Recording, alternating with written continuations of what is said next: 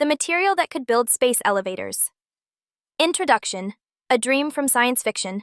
For decades, the idea of a space elevator has captivated the imagination of scientists and science fiction fans alike.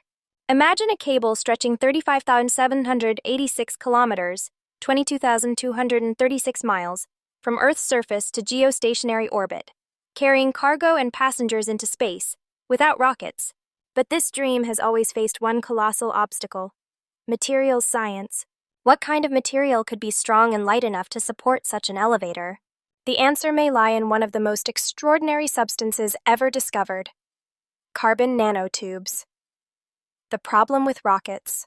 Launching payloads into space using rockets is incredibly expensive and energy-intensive. Every kilogram of payload requires tons of fuel and careful planning. A space elevator, in contrast, would drastically reduce launch costs, making space travel routine and even accessible for commercial and scientific purposes. But none of this matters if we can't build a tether strong enough to stretch from Earth to orbit, without snapping under its own weight. What makes the material so special? This is where carbon nanotubes, CNTs, enter the conversation. These microscopic cylindrical structures are made of carbon atoms arranged in a hexagonal pattern, like rolled-up sheets of graphene.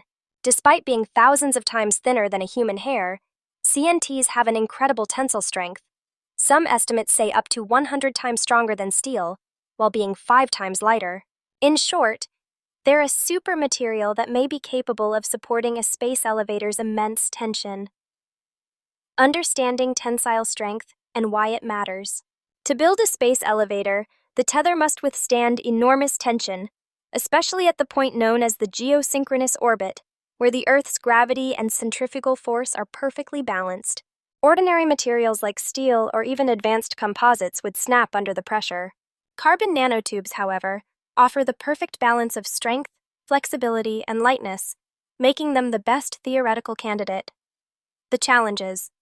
From lab to reality. However, there's a catch. While carbon nanotubes can be made in the lab, producing them at the scale and lengths required for a space elevator is an entirely different story. Currently, we can create CNTs that are just a few centimeters long. To build an elevator, we would need tens of thousands of kilometers of flawless, defect-free material, something we are far from achieving. Even minor imperfections in the structure could lead to catastrophic failure. Other contenders: graphene and beyond. Some researchers also look at graphene, a two-dimensional sheet of carbon that's just one atom thick, as another potential material. While graphene has incredible properties similar to CNTs, it too suffers from scalability and manufacturing limitations. Other exotic materials like boron nitride nanotubes are also being studied, but none currently surpass the theoretical promise of carbon nanotubes. Engineering the future. Can we actually build it?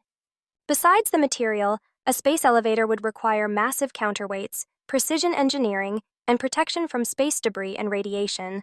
Some concepts propose building the elevator from space downward, anchoring it on Earth once the structure is stabilized. Others suggest placing the anchor on the ocean for flexibility. Regardless of approach, the material remains the biggest bottleneck. Why this still matters. Beyond science fiction. Despite the hurdles, the quest for a material strong enough to build a space elevator is pushing the boundaries of nanotechnology, materials science, and space engineering. Even if we never build a full elevator, the spin-off technologies, like stronger composites, lighter structures, and advances in manufacturing, could revolutionize other industries. Conclusion: a thread to the stars. The material that could build space elevators isn't just a fantasy. It's a real substance with extraordinary promise. Carbon nanotubes might one day connect Earth to the cosmos, turning the wildest dreams of science fiction into reality. Until then, it stands as a shining example of how scientific curiosity can lead to world-changing innovation. We may not have the elevator yet, but the material that could make it possible is already here. Like and subscribe.